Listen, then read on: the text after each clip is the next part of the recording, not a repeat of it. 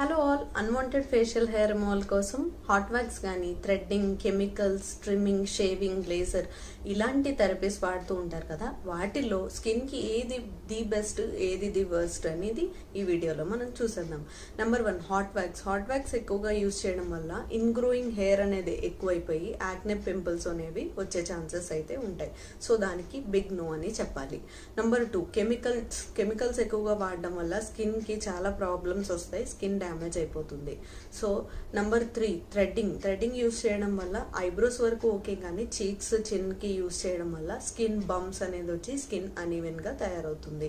Number 4 shaving or trimming. దీనిలో చాలా పెద్ద అపోహ ఉంది. ఇది ఇలా షేవ్ చేయడం వల్ల థిక్ గా హెయిర్ గ్రో అవుతుందని చెప్తారు, కానీ దానికి బిగ్ నో.